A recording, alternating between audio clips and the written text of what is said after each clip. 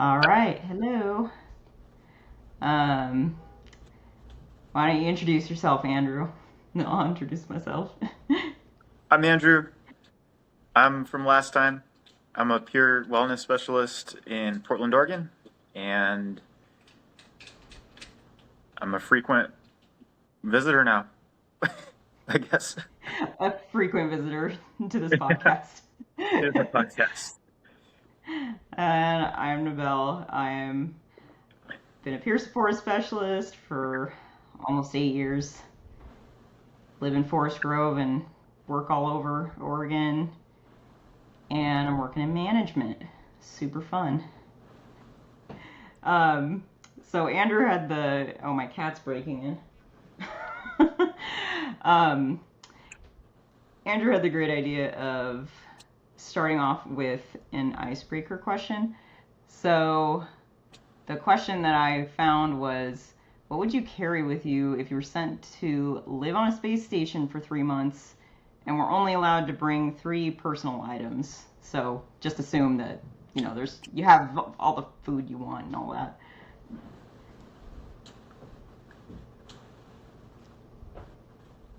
Do you want to go first? Oh, I thought you were gonna. Well, I've only thought of one thing, even though I've had hours to think about it. It's a hard one. Silly. Well, I guess, of course, this is just like my. Well, and now I'm overthinking it. I'll just say what I thought of earlier. I would want to bring my Nintendo Switch and headphones and my phone with a bunch of music on it. I was Like, thinking about like maybe I'd want to see all these like different liquids in zero gravity, but then I could probably just like use the like space pouches of juice to do whatever. So uh, that's probably good. it's funny you brought up the Switch because I was going to ask you today if you got the new Nintendo Switch or if you're planning to. Oh, I mean, I have the original one or whatever. I've had that for a few years and it works fine. I don't see any need to upgrade. So, Yeah. I was looking into getting a Switch, but I figured I'll just wait. I also need internet. I'm oh looking at yeah, my phone internet. that's useful. Yeah.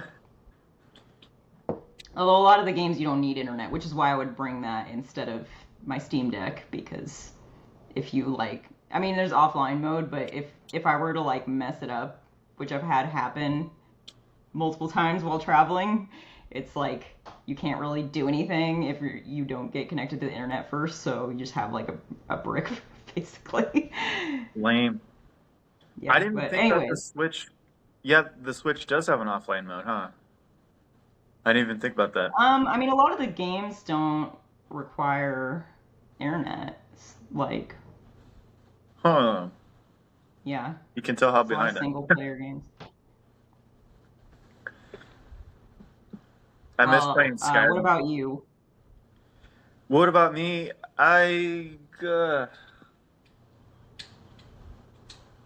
Huh.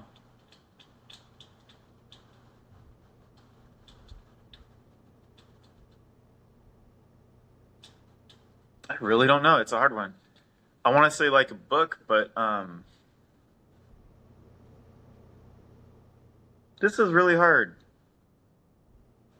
Yeah, I feel like bringing my phone is kind of like cheating because I also have like some books on my phone too. Yeah. Oh boy. Um. Although I didn't say phone charger, so I guess I'm screwed. Or the Oh charger for my no. Switch.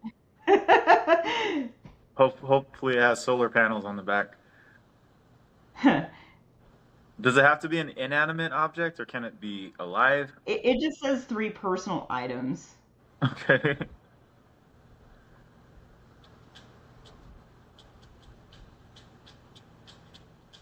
Um,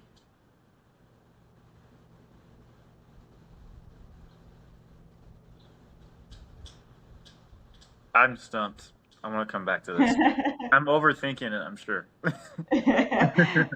That's okay. uh, It's supposed to be fun, you know.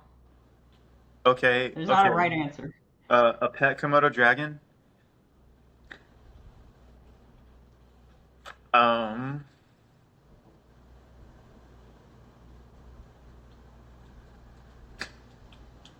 psilocybin mushrooms and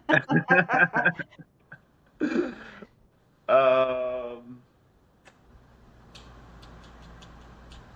hmm, maybe a guitar. I I'll wonder go with how that. the Komodo dragon would feel About the floating guitar. around. Well, they're just like floating around in zero gravity. Oh, Its yeah. legs are like Well, I'll give it some of the magic mushrooms, so it won't have to worry. that could go really bad. Yeah. Komodo dragon floating around like having an existential crisis. Yeah, could be fun. Your answer is a lot more interesting than mine, though.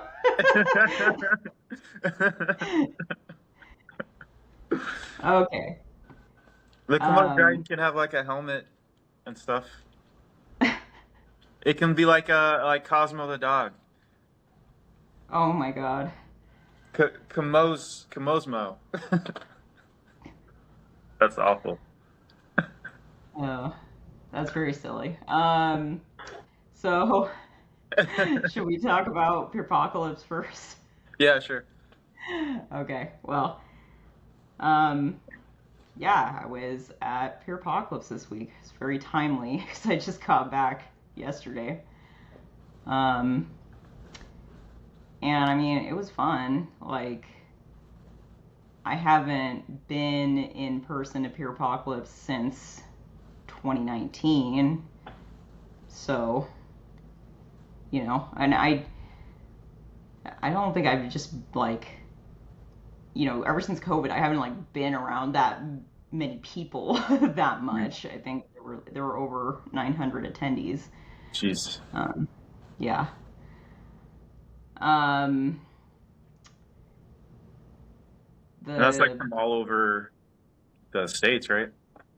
yeah, there were people um, from a bunch of different states, and I even heard one group say I didn't know exactly from where, but someone said they were from Venezuela. I was like, whoa. Nice. Heck yeah. Um, yeah, a lot of people were like first time attendees. Um, I went to um, workshop on indigenizing peer support um, that our friend Jim led, and that was really, really good. And um, it's just interesting how many things are like, even though it's a completely different culture, like Native American culture, like how many parallels are like cross cultural with like my own family who's Vietnamese, and Mm. so I thought that was interesting, and I like learning about other cultures too. Um, Yeah. and God, I have to pull up my schedule because I'm like, what did I do? No worries.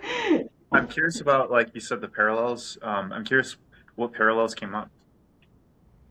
um, I think some of the pieces about generational trauma and like not really being like the culture itself isn't really talked about. I mean, I think the difference, you know, with what was being shared in this presentation was more around like just that culture not being discussed at all because of the experiences with boarding schools and basically people having their culture like stamped out of them. And I think with my family, it was more like I think in some ways like even still to this day like haven't totally adjusted to the fact that they're in the United States and not Vietnam, and like what growing up in the United States is like compared to that, because I just had a lot of things like not explained to me, and then with cultural norms, and the response that I got was like frustration for not understanding. But it's like, but I'm like, but I was never told, and it's not, those things would have been normal if I was in Vietnam, Mhm. but it's not, especially if I'm, going to public school, meeting people from lots of different backgrounds, like those norms are going to look different. And um, so, yeah, I think I probably learned more about my culture, but it was from this like place of shame and guilt, and, you know, why aren't you this way that you should be when you were never taught. So, Yeah. um, and just like the parallel of like, I, st- I struggle with the fact that like, a lot of my family is totally fluent in Vietnamese, and I still don't know very much Vietnamese. And it's not like I haven't tried to learn. Vietnamese is one of the hardest languages to learn. So, um, and that desire to like learn the language of your culture and your family in order to connect more with it. So, um, I think I really resonated with that as well. Mm. Um, That kind of hits for me too.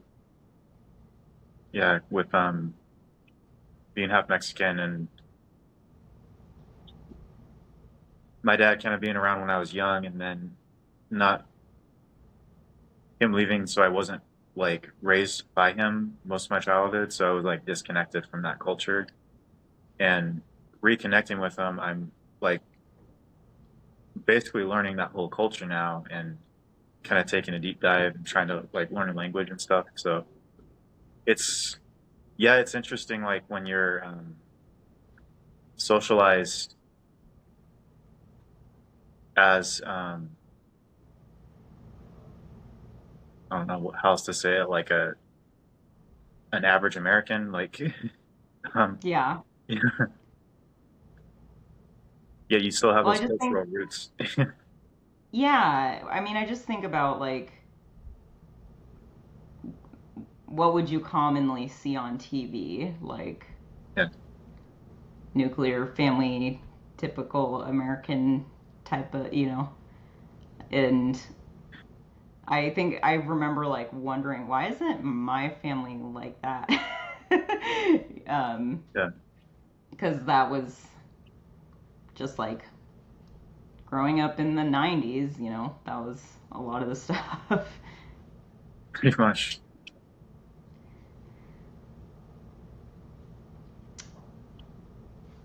um, I'm just looking at what else I did at Peerpocalypse. There was a workshop on how to build up peer leaders, which was kind of like confirming things I already knew, but also had some cool ideas that I hadn't considered, like, um, and this is of course probably with being a larger organization, but um, the Pathfinder network, they'll do things like create temporary teams to give people like leadership opportunities that are kind of short term. So if there's like a challenge that comes up in the organization, they'll be like, we're going to form a temporary team around such and such, and then people can volunteer and also get paid more temporarily while they're working on the challenge.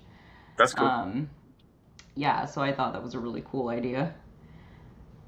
Um, Before I jump to the next topic, I'm just curious because where we left that last conversation, it's like there's still something there that I want to explore. oh, Um, okay. I'm curious how. Well, first off, I'm curious if this was explored in the presentation with Jim, what connections he made between that and mental health, and then from your perspective too, how you feel loss of culture or Mm. disconnection from your root culture can impact mental health?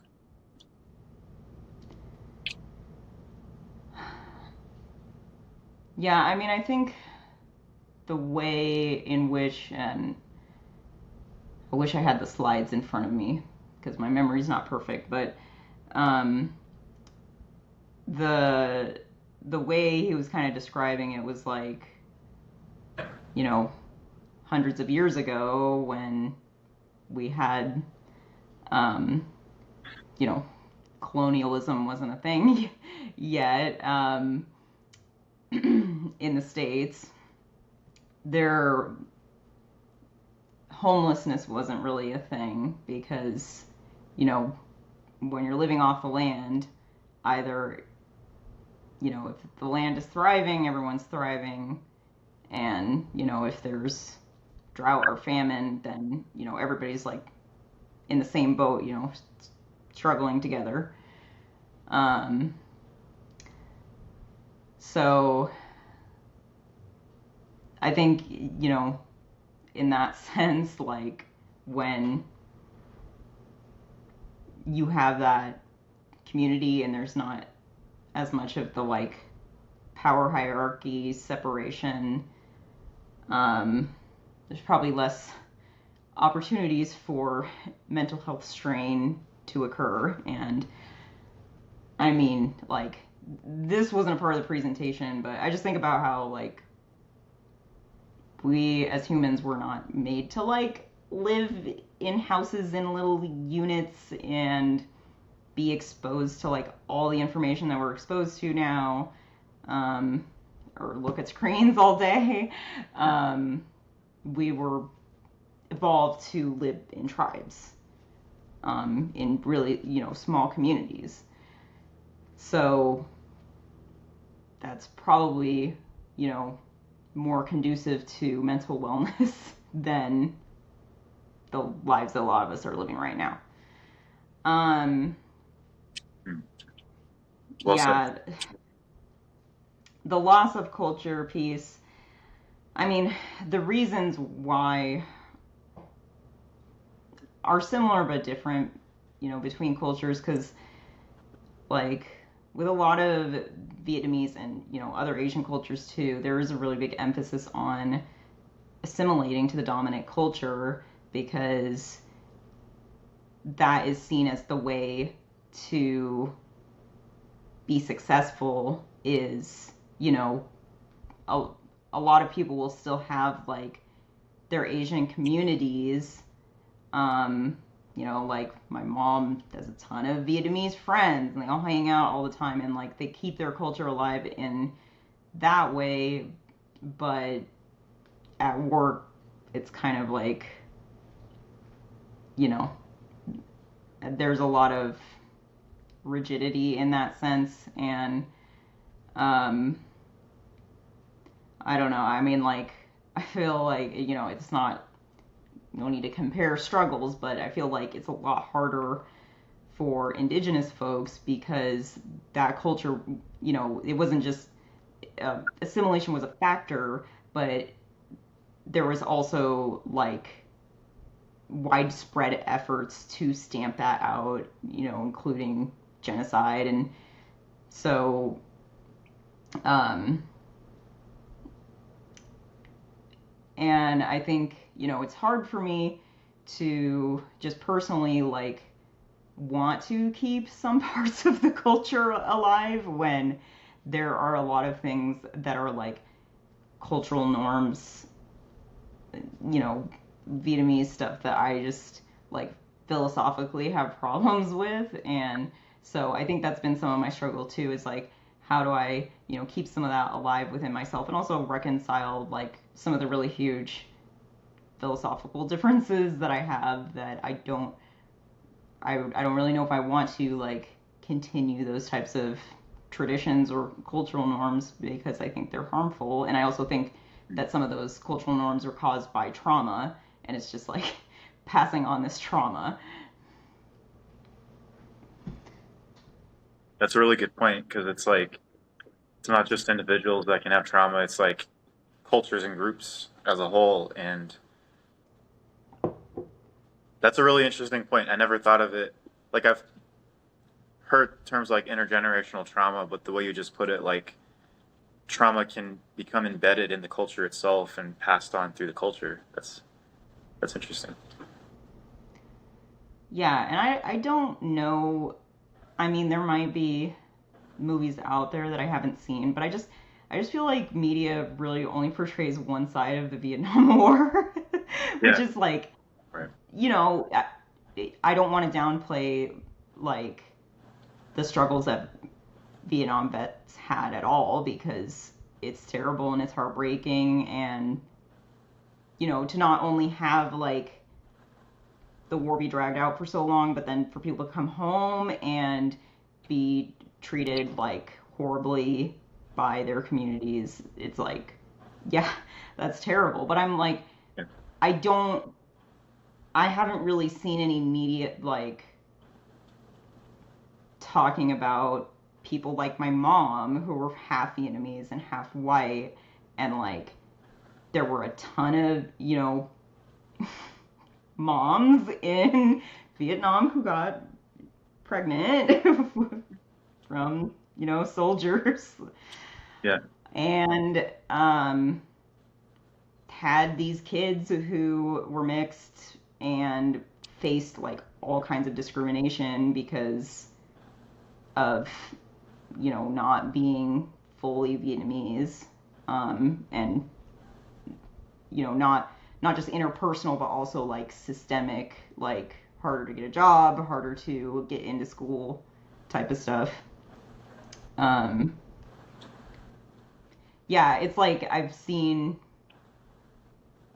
sometimes it's like a snippet of a bigger movie or something, but I don't know if I like know of any movies that actually like go into like what it was like for the country to um experience that, to like realize like, oh, like our whole country is just communist now and we gotta deal with it. And it's like, yeah, I don't know, it would be interesting to find out, I guess. um That's a huge I did read. upheaval. What did you say? That's kind of a huge upheaval, huh? It's like just all those factors together. Yeah, and I did read an autobiography that my mom asked me to read, um, about someone who um, was also mixed in his experiences. To be honest, it was kind of almost like traumatic to read because of like some of the things that were described in it that I like still remember to this day. Um, but it was also like, wow, I did learn a lot from that. Um, yeah, and this does get me thinking about potentially, things I may want to present on next year's Peerpocalypse because um, I was just talking with a friend and I don't really recall at any prior year's Peerpocalypse anybody talking about Asian, like any Asian culture, let alone Vietnamese culture. Um, Unless it was like a year I wasn't there, but I I don't know. It's like it could be interesting, spark other people's like inspiration too. Yeah. It does get like really oddly overlooked because it Vietnam was so intertwined with like U.S. history, and it just seems like other Asian communities, um, like Japanese and Chinese, like most Americans are peripherally familiar with that, but there's almost no familiarity with like Vietnamese culture. No, I mean a lot.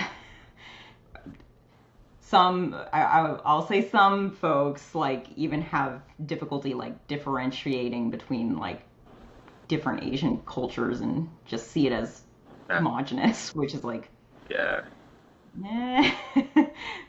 that's true.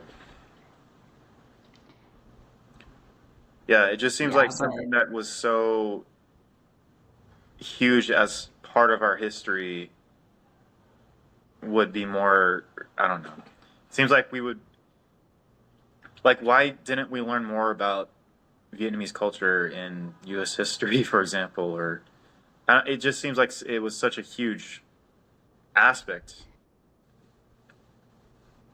because only the American people mattered, Andrew. Yeah, yeah, um, yeah, I mean, that yep. just has to do with the way that history is taught.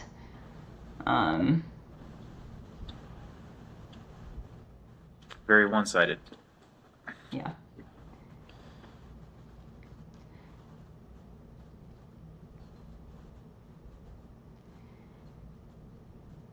Yeah. And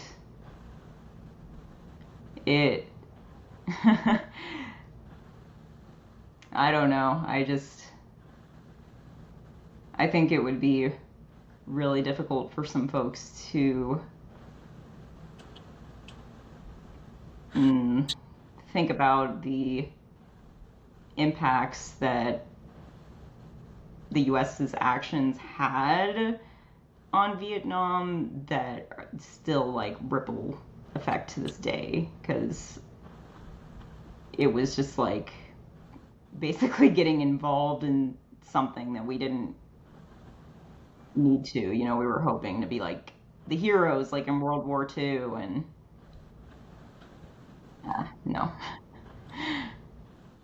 Do you think that was just like a propaganda statement, like that there were ulterior motives?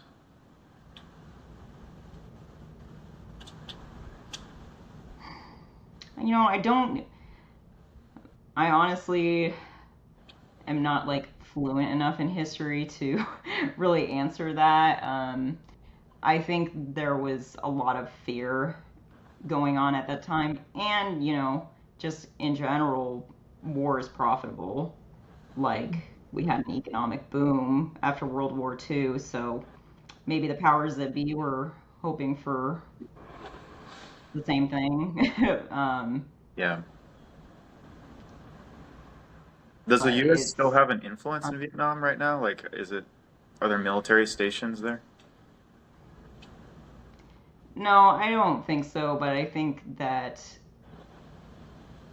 there is and was a cultural ripple effect. Like, it's impossible to know, of course, but it's like, um, just the divide between the North and the South, and um, it's just kind of like a strange situation where it's like there is kind of like a movement towards capitalism in Vietnam, and I'm like, I don't know if that would exist without America's like past influence, but it's also still like not able to totally be a free market because of the communist government that can just take whatever they want from you at any time.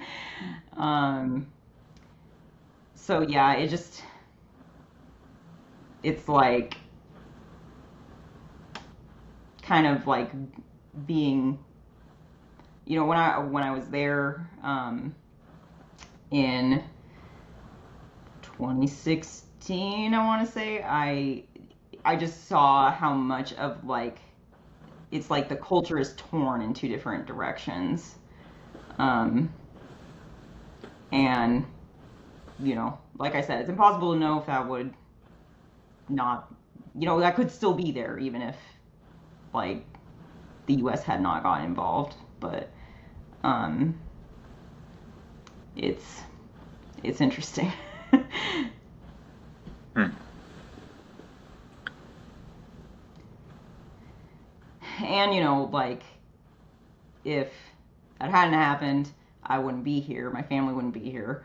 It's my mom, you know, there was the Asian bill, which allowed people who were half, who were mixed, to come to the U.S. and immigrate. So, um, yeah, it's like, I didn't even know about that. yeah. Yeah, that's why there was such an influx of Vietnamese immigrants because of the Asian bill. So that my other members of my family still had to go through the re- regular process to become a U.S. citizen, like doing all the testing and stuff. But because my mom had citizenship, that allowed for the rest of my family to kind of come along to like support with that. So Nice. Was that something that was like bittersweet? Because I could see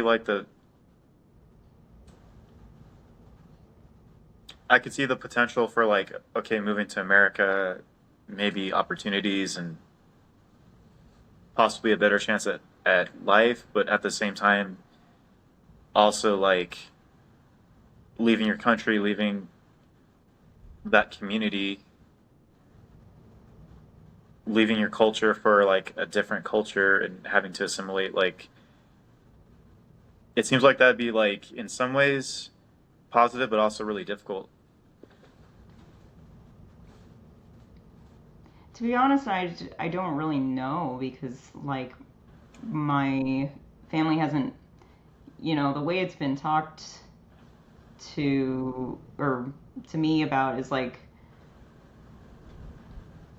and I mean, if you if you ever go to Vietnam, like just the standard of living that we have in the U.S., like there is a lot that we take for granted here. I'll just say that. Like, so I think there was a huge difference and motivator just in terms of like basic needs being met. Um, and I mean, probably it's hard, like learning a new language is not easy. And like how to navigate a totally different world, basically.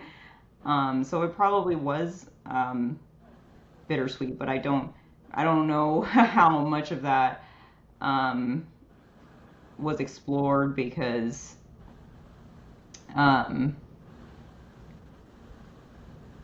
I I think there was a sense of like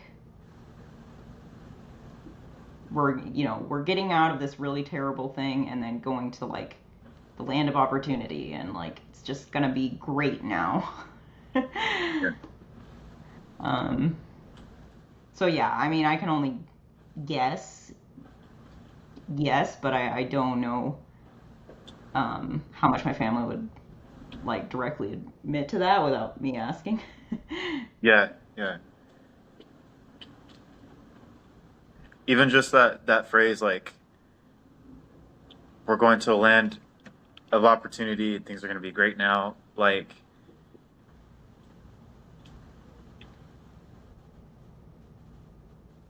I'm just really trying to feel into what that experience must be like for someone who comes to America and then facing a totally different culture, facing possible discrimination. Like, Yeah, I mean I know it it was hard, and I think also that kind of contributed to some of the lack of empathy that my family had towards my mental health because it was like what do you have to be depressed about? Like you have food, you have shelter, you have everything you could want. What do you mean you're depressed? Um, and I mean, I think some of that is just a result of like being in constant survival mode. So, when people are feeling safer is usually when like trauma comes out. So That's actually, yeah, that's true in some ways, yeah. There's this guy Sebastian Junger, Junger, I think. He wrote this book called Tribes, and he talks about in certain contexts of times of crisis or war within a group of people, you actually see go down certain symptoms of like certain negative symptoms of mental health. Like during 9/11, like he cites that like immediately after that, which seems very counterintuitive. Like this doesn't make sense on the surface, but he says like right after 9/11, like a lot of people who had been suffering before that, it's like it flips and they were suddenly more mm, focused on. Well, his logic is that they were more focused on the group identity and like banding together, and so it kind of put aside like the previous personal traumas and sufferings, at least temporarily. And yeah, even in Israel, he sees like he's been tracking things like in Israel during times of war, like when the neighborhood gets attacked, like just everyone bands together, you know. yeah, shared tragedy can create a sense of unity. Yeah, um, and it like temporarily mitigates like the personal suffering you were having before that, ironically. It's a really strange concept. well, I think part of that is like survival mode, because when something big like that is happening, you have some kind of catastrophic event or, whatever, you gotta deal with it right now. So um, it kind of like sets all that other stuff aside. Um, that's probably why, crisis peer support was a little bit addicting for me because it was just like kind of like a rush, like Yeah, things being like a crisis all the time and then, didn't have to think about other stuff that was going on. very true. Yeah, and then when you do feel that sense of safety,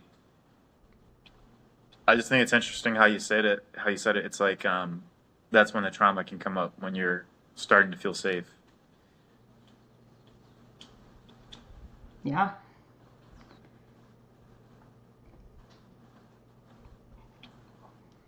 It's not like the trauma ever completely goes away. Like it's still in the background. It's like an app on your phone that you're not actively using, but it's still taking battery power. It's like still in the background, but when you're safe, it's like, oh, now you can see it. Kind of. Well, and, I think because of the things that my family had experienced, like even though I didn't directly experience them, I still had, vicarious trauma from things that they would tell me, or sometimes even the way that like they would react to certain things or talk to me about certain things. Um, like when I was younger, tended to get along better with males, like just generally, like I made it was easier for me to make friends with boys, and my mom would like not like even when I was like 16 would not let me hang out in just a group of boys because she was like, you're gonna get gang raped. I'm like, what are you talking about? And I mean, I don't know if that's ever happened to her, but maybe somebody she knew that happened to, and it just kind of, that got passed on to me, and I'm like, whoa. Yeah.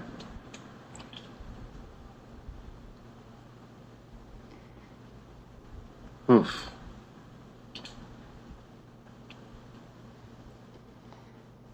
Just kind of sitting with that. That's Yeah. yeah.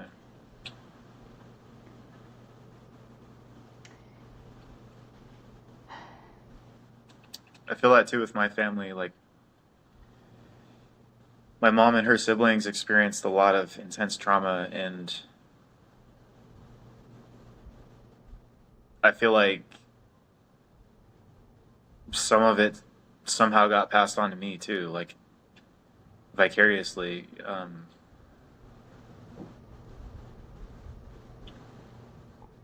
And that's not to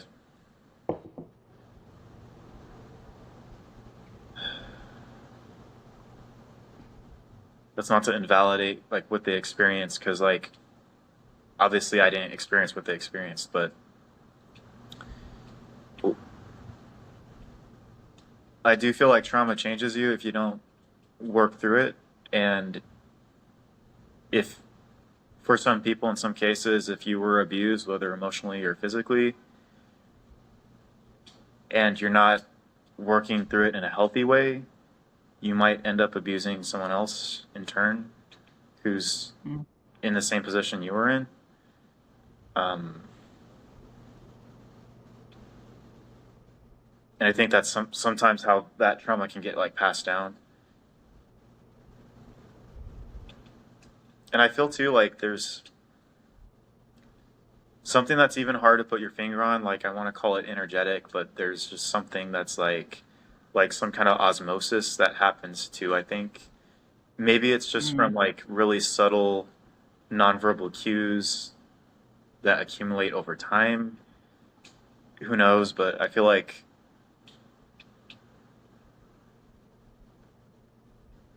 what's like with me, like with OCD, when I look back on it, it feels like something that like I took on Mm. and can't remember having before living with the people that I took it on from. So without me having any memory of them like explaining it or rationalizing their behaviors, just it's just things like you just observe and pick up.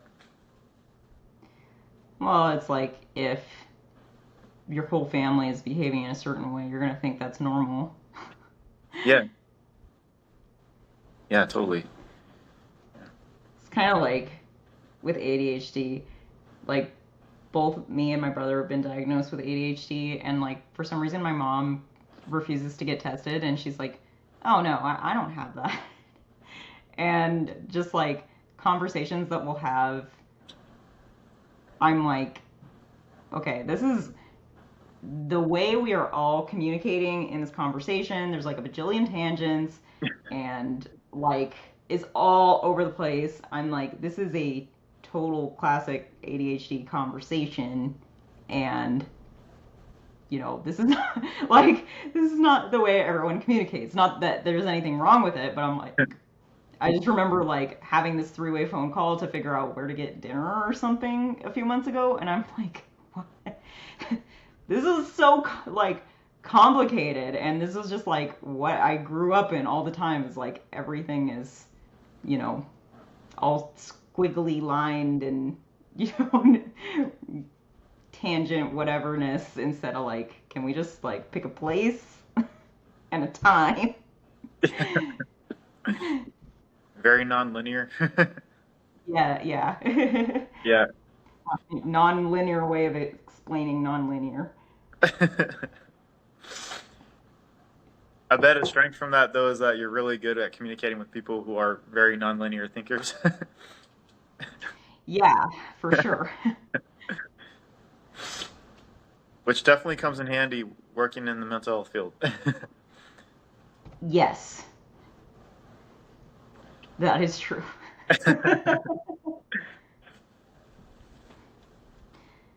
I guess this is a good segue to the topic we were thinking of with symptoms and whatnot.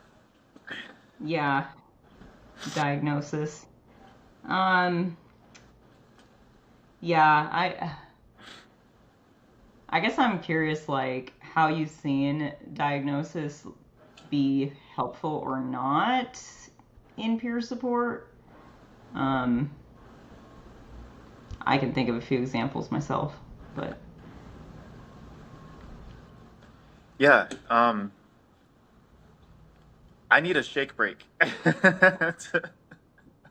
okay, I Or can. fidget I'll minute. fidget minute. Fidget minute.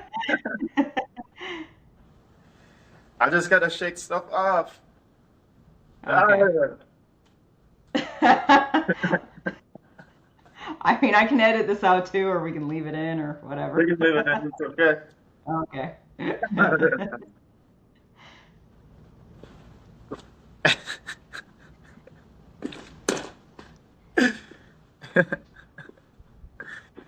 Nybelle, you should show Okay. everyone your fidget. Oh yeah, I was. My Oh, mad matter. It's getting all over my notebook. man matter. Yeah. Okay. I got a little How fidget toy here. did you? Fidget cube. Oh, This would be and a by great the way, way I'm to not make extra saying. money if we find sponsors and like, so here's a fidget toy you can buy. Yeah, although you might. Good luck finding a sponsor that will let you mention magic mushrooms.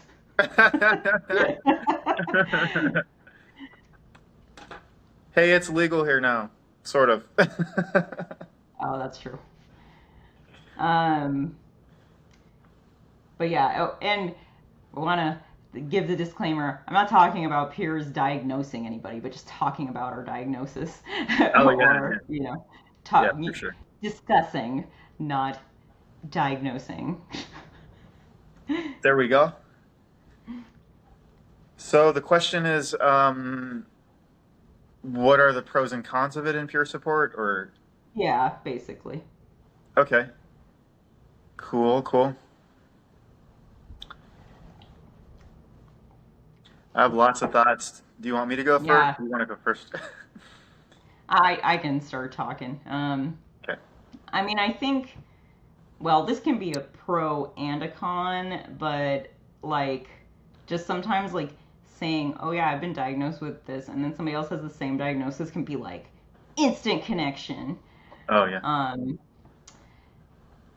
I do kind of wonder now though because like I shared with so many people like back when I had a bipolar diagnosis and bonded over that with a lot of people and then kind of came to realize that may not be the most appropriate diagnosis for what I had experienced, and that was taken off of my list that my prescriber has for me.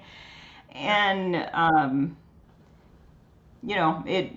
it made sense to me at the time, but I guess I just kind of think about like, oh, kind of like disclose that to a lot of people who I'm never going to see again, and like that's how they know me. I actually love that um, example. I really, really love that example because to me it illustrates that diagnosing is really, it's more of an art than a science, and it's really more fluid than we think of. It's not necessarily the static permanent thing you have your whole life. So yeah, but that's how it was presented to me 10 years ago. Is like, well, typically with this diagnosis, you'd be taking this medication for the rest of your life. I'm like, wow, that sucks. But then, I had a couple of therapists say, well, maybe this made sense for what was happening at the time, but it doesn't make sense now. And I'm like, what do you mean? You're like totally contradicting what this other, provider said. But, it's okay for things to like shift. Um, I can say that, one potential negative is like talking about diagnoses a lot can get you thinking that you have every single one. At yeah, least if you're like me. And so I yeah. think that it, um, especially like bringing it up with other people, should be done sparingly. At least like that's in terms of like, if I notice somebody is like having certain behaviors or whatever, and then I'm like, oh, they really remind me of myself, and it kind of seems like they have ADHD, and then I like start getting all, a lot of people go undiagnosed with ADHD for a long time. Maybe I should say something. And it's like, well, it could be helpful, but I'm thinking of a recent example. I didn't have much rapport with the person, so I decided not to, and just brought it up with um, one of their providers and just kind of mentioned it. Um, but yeah, I think it can like, at least for me, because I can get kind of like focused on medical stuff and like diagnoses sometimes that sometimes like looking into it too much without an objective perspective can kind of just get me like thinking that I have like everything. And Yeah. I've seen some people where, in their bio, they're like, I have this personality disorder, and then this, and then this, and then this. I'm like, how is that even possible? I know sometimes there are comorbidities, but I'm like, how can you have like five different things? Like, I don't know. That's their journey, I guess. But Yeah, yeah. that's to be honest with you, like I feel like that's a reflection of just how uh, I'll say it. Some people are not going to like it, but unscientific our diagnosing system is because it is What? unscientific. No, of course. It's very, very subjective, and you can't. There's no blood test No, for like these diagnoses. Some create differences in the brain, but not all of them, and some of that science is questionable because of medication potentially being a factor as well. yeah. Um, And for the so ones yeah, that no. are the way I see it, like for actual brain differences, we need to have some kind of neurological, biological testing for that. Because Yeah, it and I doesn't make the sense that science is not, the science is not there yet. Um, I mean, there's genetic testing for um, psychiatric medications. My anecdotal experience is that some of it has been accurate, but I didn't really find it as like helpful to like go along with the medications that the test said would be better for me or whatever. It might be good for like knowing what medications will potentially have worse side effects. Um, but yeah, it's just like there's so much about the brain that we still don't know, and like there's also like I think we still don't fully understand like you know the connection between like the gut and the brain, and yeah, like a lot of serotonin's in the gut, and so like how does that all play a factor? And that's a good point. Yeah. yeah, That's called is it's it the entero nervous system? something like that. But it's oh, I lost my train of thought. My mom called me and I had to Oh, no, podcast time. well, rub Um, your belly and maybe your gut brain will kick. maybe my gut will tell me what I was trying to say. Um,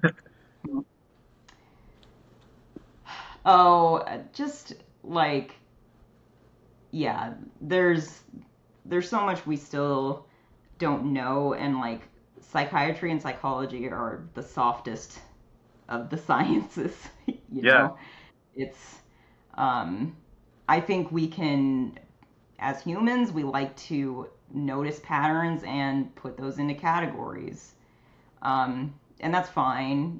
I think there is some use to that. Like, I have gotten a lot of insight out of connecting with ADHD support groups, um, and like connecting with other people who have the same diagnosis, and just being able to get like little tips and tricks to make my life easier. So I think stuff like that can be a really huge benefit.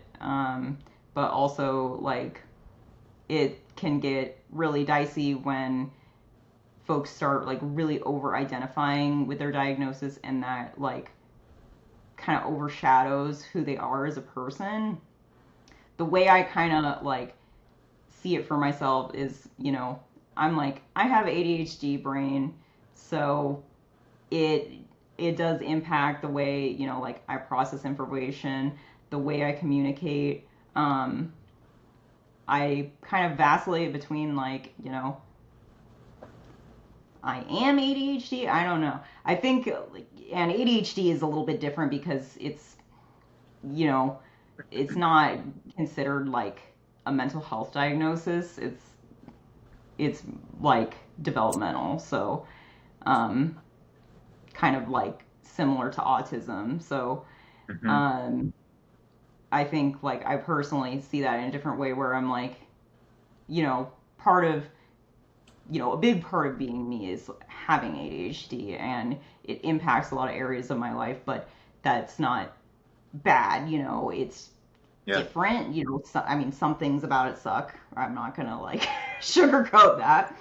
I would probably prefer to like not have to take medication in order to do the dishes, but Hmm. that's just where I'm at. Um, so I think it was a lot more harmful for me when I had the bipolar diagnosis, and like every time I experienced an emotion, I was like, I'm having a manic episode because I'm Oh, like yeah. a little bit excited or something, or you know, I'm having a depressive episode because I'm sad. Everything was like I'm just like a chart going up and down, and not just like me having a spectrum of emotion. Yeah.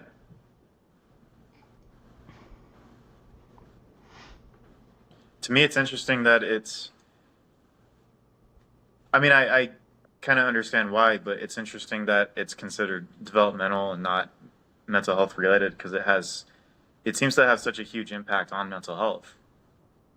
Well, yeah, I mean, so the way it's like been explained to me is, you know, ADHD impacts, your your learning, your emotional development, and a side effect of that can be mental health challenges. So, particularly, if it goes undiagnosed for a very long time, that's why, a lot of people who have undiagnosed ADHD also experience like depression and anxiety, because it's all connected, but it's like you if you had the tools to navigate the ADHD and like learn how to um, deal with things in a way that it was, like for example, if I had really early on been able to learn how to navigate the world in such a way where um, I didn't feel the need to procrastinate so much, then I probably wouldn't have had so much like depression and anxiety, because then I wouldn't feel like I'm disappointing people all the time. Um, so yeah, but That makes it's sense. kind of like a layered thing, and it's part of it too is like people with ADHD tend to take longer to like develop emotionally, and like prefrontal cortex. It actually takes longer to develop in people with ADHD. So I think like for most people, they finish, around 26, and I think in folks with ADHD, it's more like 29. Hmm. So that can also cause issues with like emotion regulation. Right. Um, Right. Yeah. so that all, it's it's kind of like you have ADHD in the center, and then like mental health stuff is like swirling around it, but that in itself is not like a mental illness, Hmm. but not having the support is what can create that. Interesting.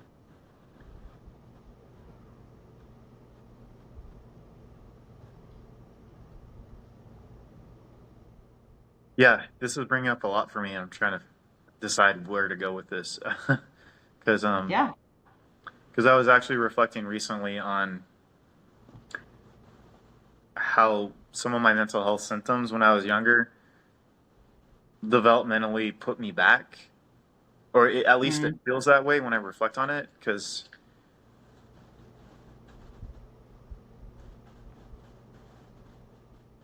I guess it's a bit of the chicken or the egg kind of situation where yeah. I had definitely causes and factors that worsened my mental health, and then my responses to those factors contributed to me in some ways being delayed than more so Mm, than like my peers. So like socially delayed as an example, because yeah. the way I coped at the time was in a very, I'll just say, unconventional way. And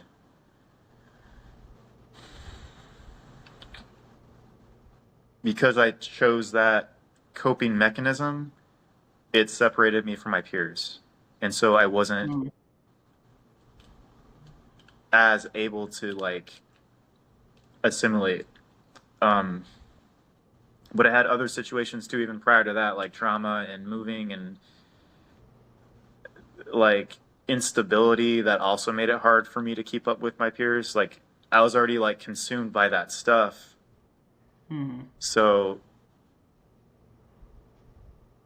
even, from the get-go, like that was a factor.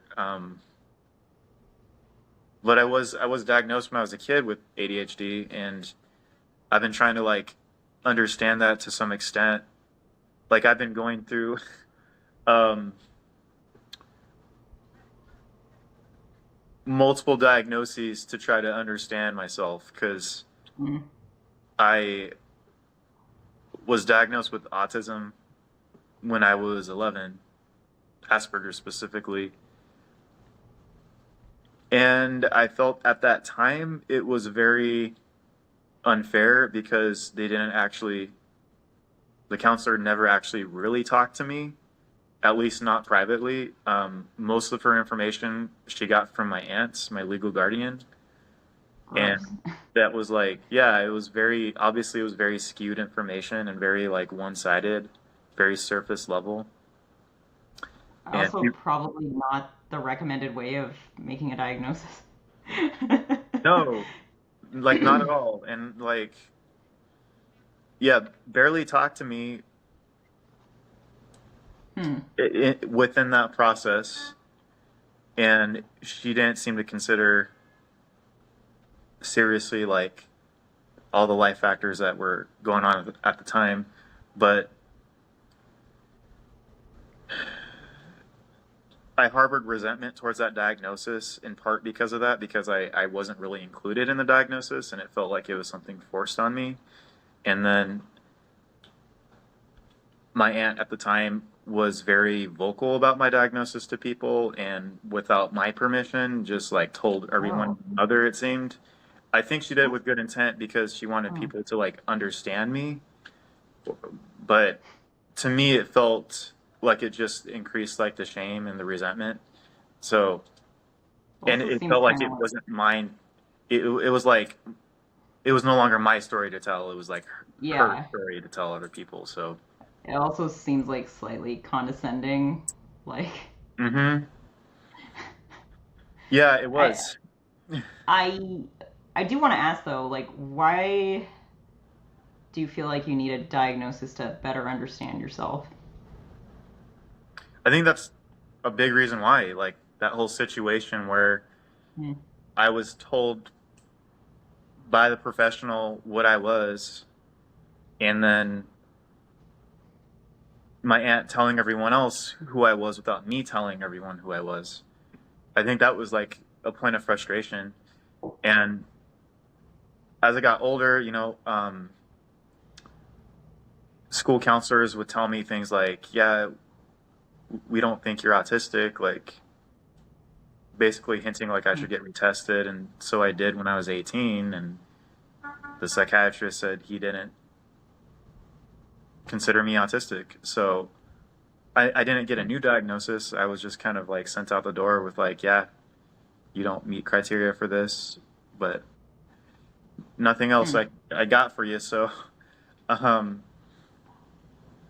I didn't try to like re-explore that on my own until I moved to Portland and got insurance here and saw a few different therapists. And the only diagnosis I got from that was PTSD. But um, it also felt like my time in therapy in some ways was helpful in like starting to like process some of my emotions and like get in touch with my body. But it also felt like there was something missing, like something that I wasn't really able to like work through. Mm-hmm.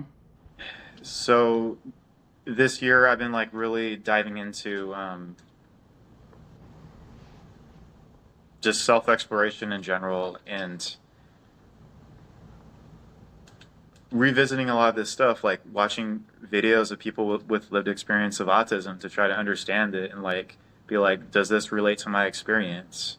And then watching videos of people with other diagnoses like borderline and OCD and things like that. And what I found from that is like, for me, there is a lot of overlap with autism, but there are some things that don't quite match. So I can see some areas where I identify, but some areas where it's just like, it's not quite the right fit. With OCD, it's like point by point, like all of my experience. Like it just explains it so well. And for me, that was valuable because it helped me like move towards letting go of that shame. Because without the context of OCD, which is really just saying that how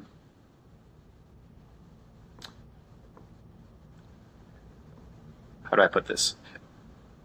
When you have something like that with the intrusive thoughts and things like the compulsions and obsessions, without understanding it in the context of OCD, at least for me, it's easy to make judgments on myself and be like, oh, I'm having these intrusive thoughts again. This must mean like I'm a bad person. Like this must be like some kind of reflection of me because these thoughts are coming in. And then even with like the compulsions that happen, it's like, it makes you feel like a freak. It makes you feel like, well, without a good explanation for it, it just makes you feel like there's something wrong with you. And to have an explanation that says, this is actually, for people who have these experiences, this is actually very understandable, and these are some of the reasons why, and these are some of the causes of this, and it's actually, you can actually work through it. It starts to bring like a sense of relief, and like even just thinking like, oh, this isn't, even these thoughts, it's not a sign that I'm a bad person. It's just part of this experience, having this condition. So it sounds like self-acceptance is a factor. Self-acceptance, yeah, for sure.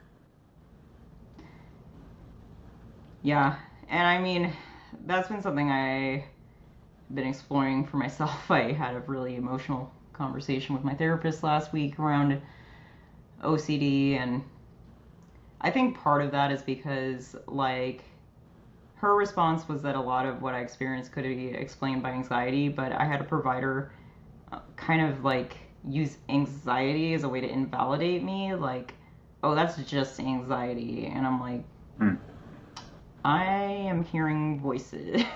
So, what are you talking about? Yeah. Um,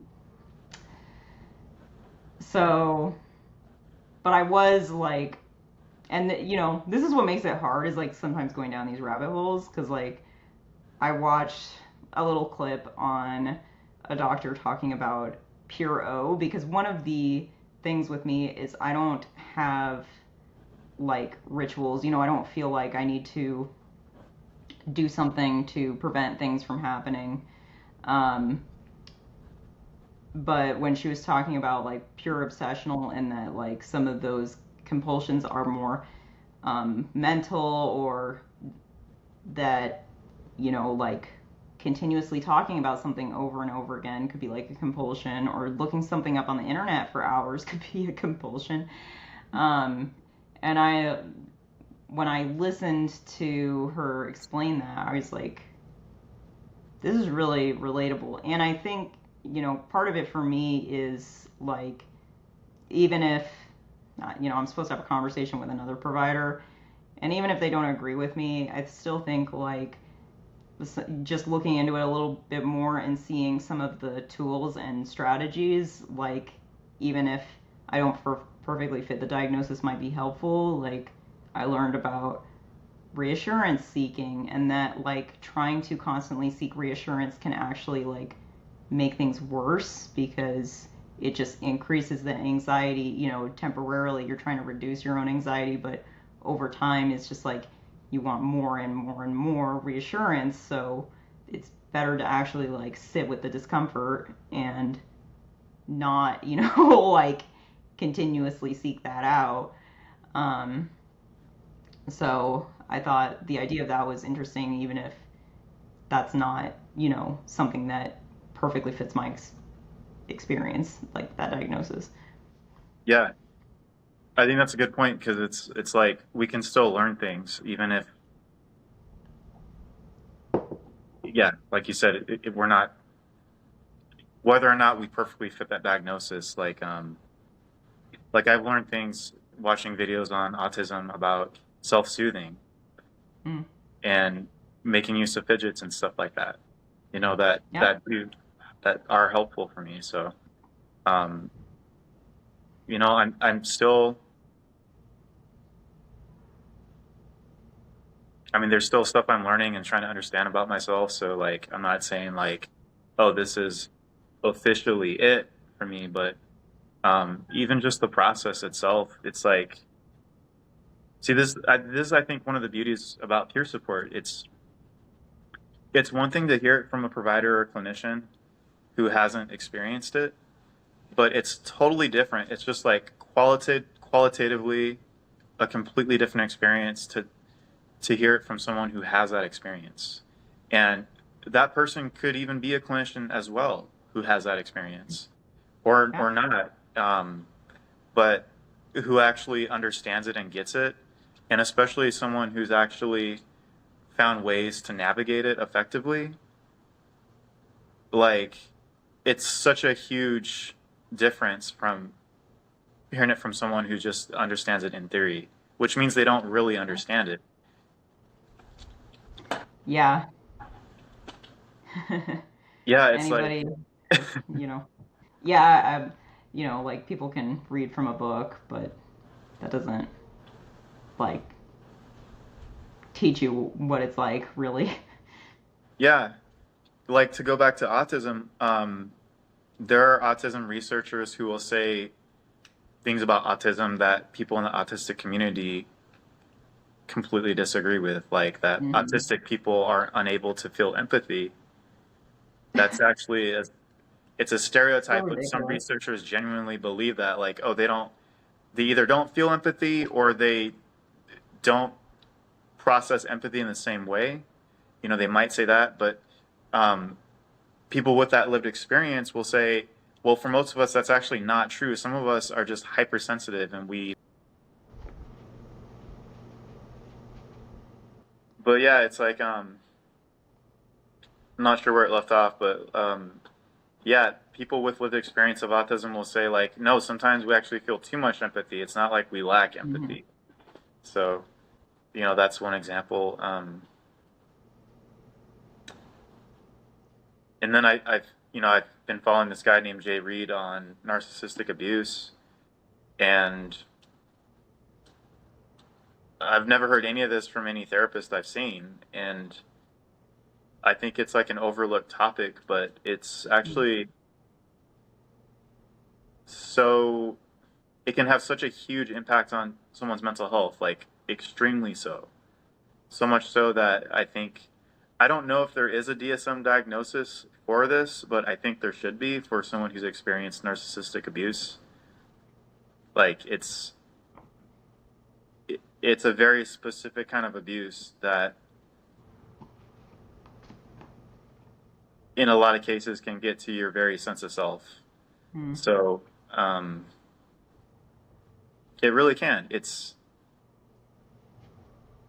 It can be fucking crippling for someone. So yeah, listening to this guy Jay Reed, he's had lived experience with this, like he can articulate it so well in such depth and richness. Like it's just every video I hear him talk about on this subject is just like yes, yes, yes, yes. Like this dude gets it, and he has like really good practical tools to navigate that and to start healing. Um, but I don't think someone who hasn't had that lived experience could be able to articulate it as well. Like I just don't think they would be able to make those connections in the same way. So it's in a way, I guess, going back to that idea of like the wounded healer, like someone who's actually been through it. Mm.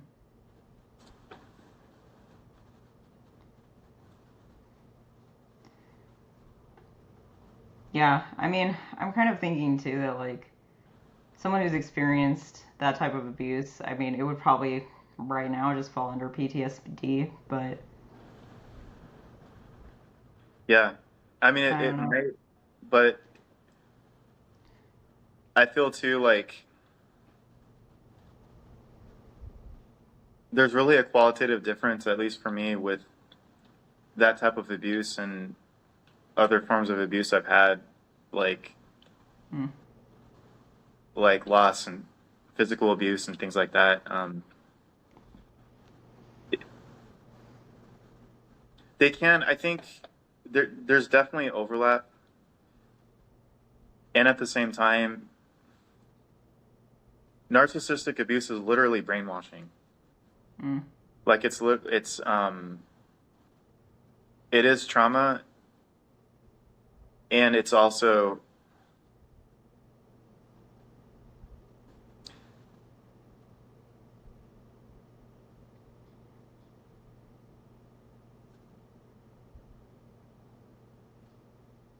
it's like self-esteem trauma, Yeah. you know? Well, yeah, and generally like that trauma will be over the course of years, not just Exactly. like a one time event. So, Right.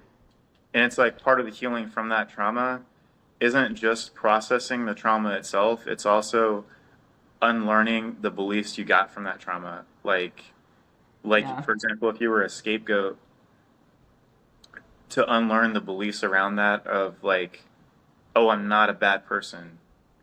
Oh, having my own needs and honoring my own needs does not make me selfish.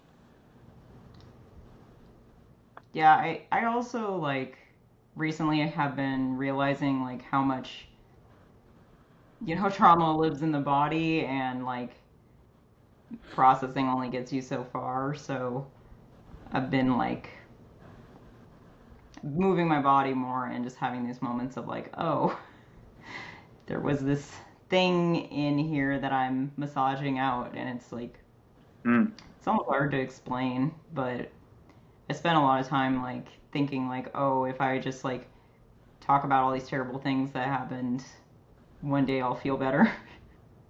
yeah. And it's not like that's totally untrue, but I think it can miss a huge piece of healing.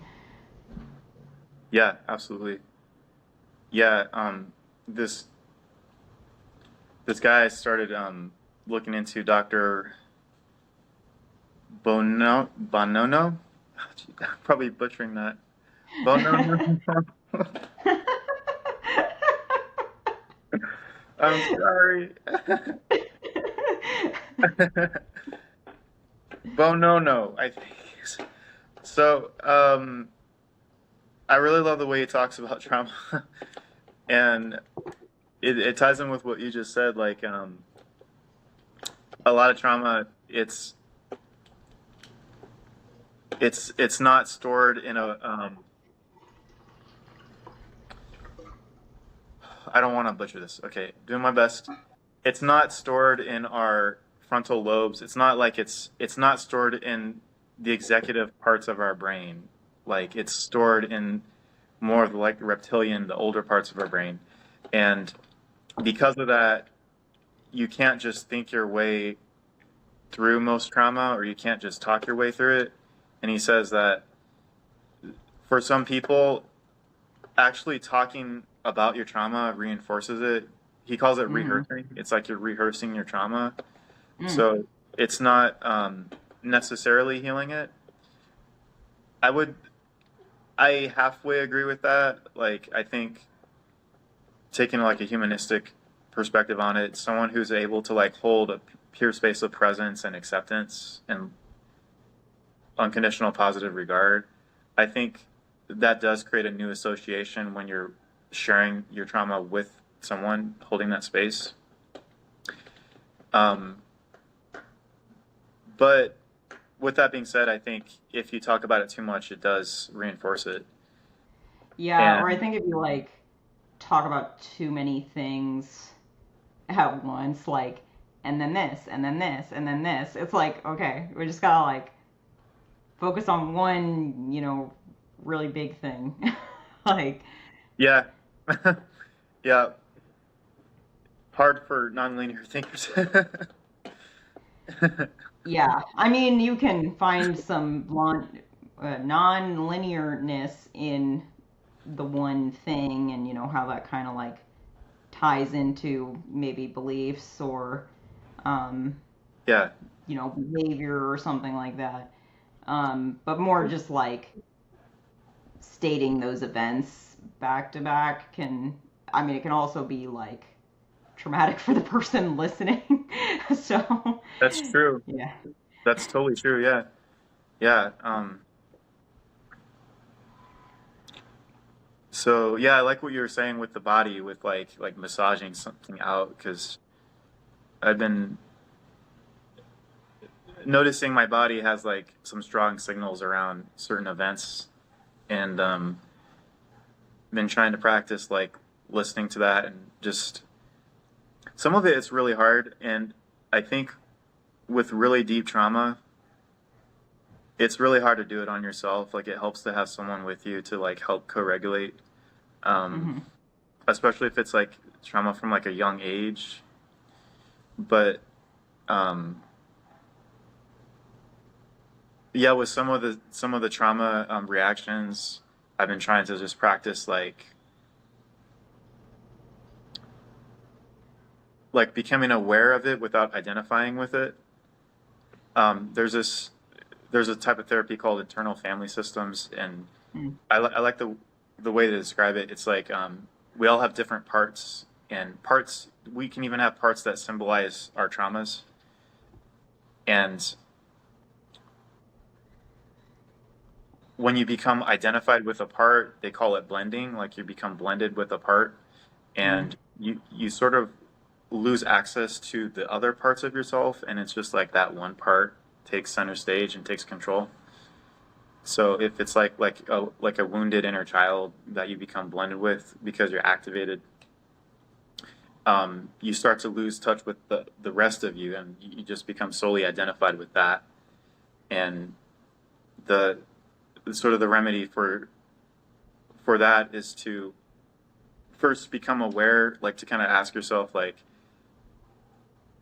am I blended with this part, or am I aware of this part? And if you're Mm. aware of it, then you're automatically creating some distance from it. And once there's distance from it, you can start to communicate with it. But you can't communicate with it if you're blended with it, because it's like there's no space. Yeah.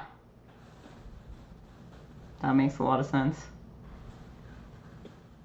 And I actually think that's a really great model that I would love to see used for people who are experiencing extreme states, because I think the IFS model explains it better than other models, like the medical model. Because to me, someone who's experiencing,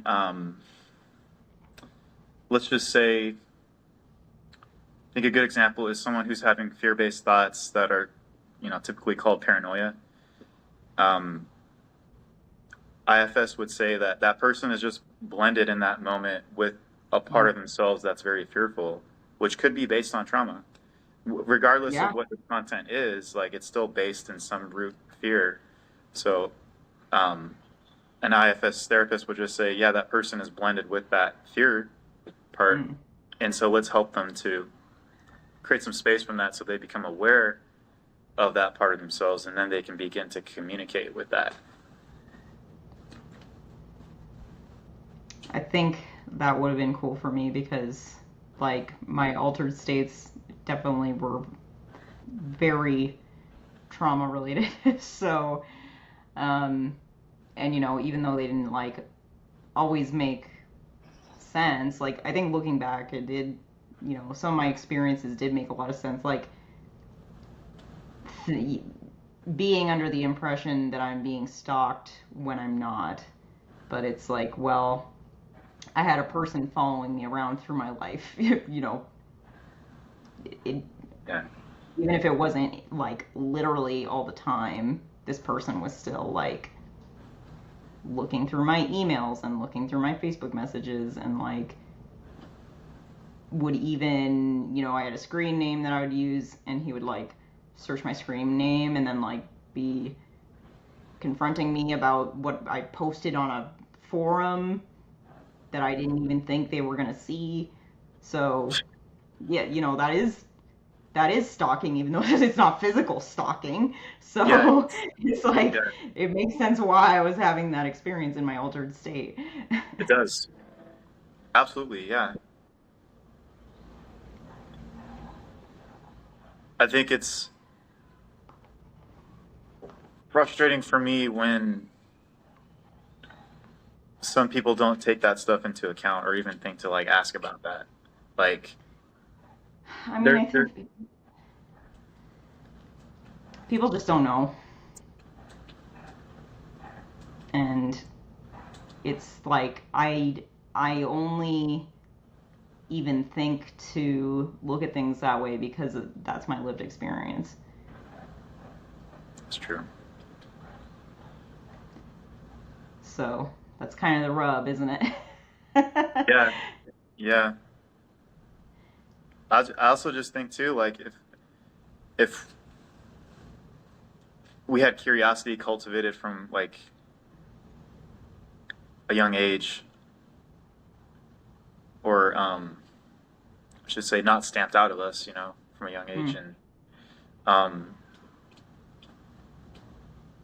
like if we were taught like skills in school around being curious of other people's experiences and like having more empathetic communication, things like that, like I just wonder how that could like affect our worldview. And to me, it's like um, the fact that it's a clinical norm for clinicians to like not consider that there could have been life events that influenced these types of altered states. They just assume like, oh no, it's biomedical.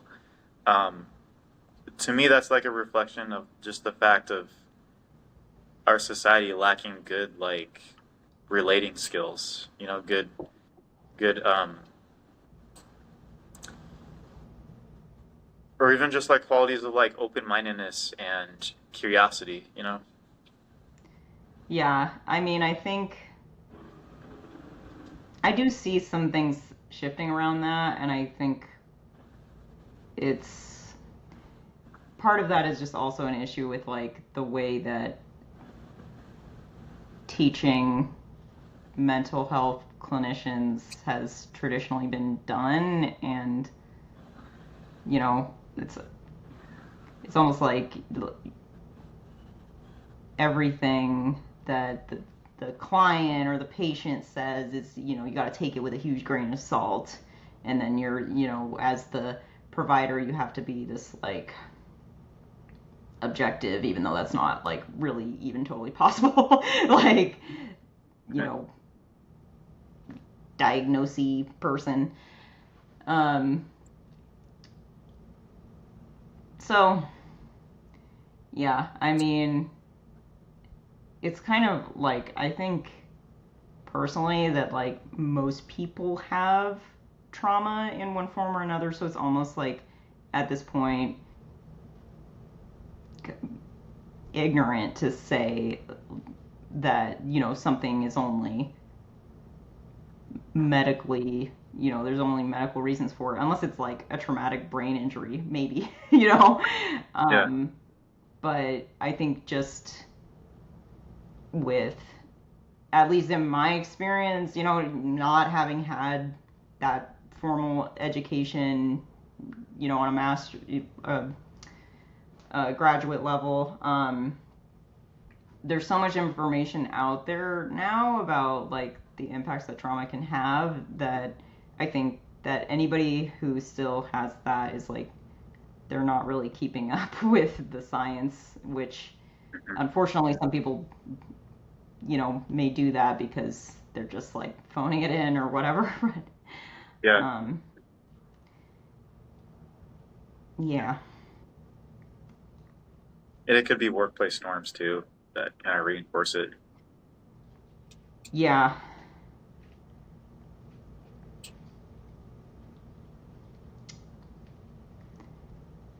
Well, To bring it back, because you were saying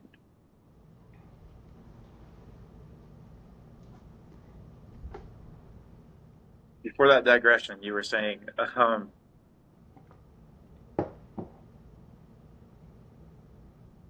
I feel like there was a point you were trying to make or something you were trying to say. I don't know. I'm always making lots of points. I don't remember.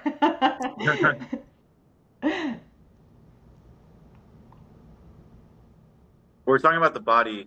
We're talking about like somatic Mhm. stuff for trauma. Yeah, I thought I made my point. I feel like there was Gotta something move your else to body. gotta move your body. Yeah. Well, maybe that was it.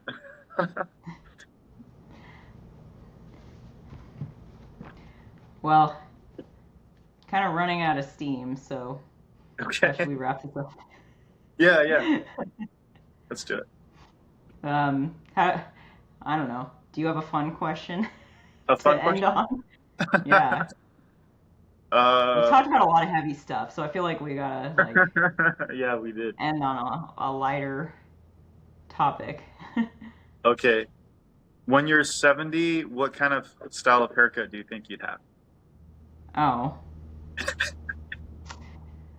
I don't know. I guess I figured I would just keep kind of doing what I've been doing with all the colors, and like I sometimes like have my hair short like this, or I let it grow out or whatever. I guess it depends how, because I'm getting a lot of gray hairs, so if I go totally gray, I'd probably like to keep it longer. And I don't know. There's a lot of factor. I feel like this my answer shouldn't be this complicated, but like I my like it. hair grows really fast. So if like when I'm 70, my hair isn't growing as fast, I would actually prefer to keep it shorter because right now, like, if I cut it like pixie cut, it would just like grow so fast. I'd be cutting it constantly. So So pixie cut grandma? yeah, and like dye it a bunch of colors, but then I don't know. I might want it long too. I mean, I don't know. I probably just keep doing what I'm doing and keep mixing it up depending on how I'm feeling because hair is fun. Like, just do whatever is in that present moment I feel like doing. You've always been pretty adventurous with your hair. Like it seems like you're always experimenting with it. Well, and it grows back, so I haven't gotten any tattoos because I'm like that's forever, man. Yeah. So, so the hair is like, get to do whatever I want with that. Yeah. What about you? What about me? I might want to try to. I might want to try a mohawk once in my life, and maybe I'll do that when When you're I'm 70? maybe when I'm 70, if I still have hair. So be like the cool old dude. Yeah, and I might dye it blue. There you go. Yeah, That'd be fun. yeah, All right. Well, I appreciate if anybody's been listening this long. Thanks for yes, coming along this ride with us. yes. And see y'all again in a couple weeks. Bye bye.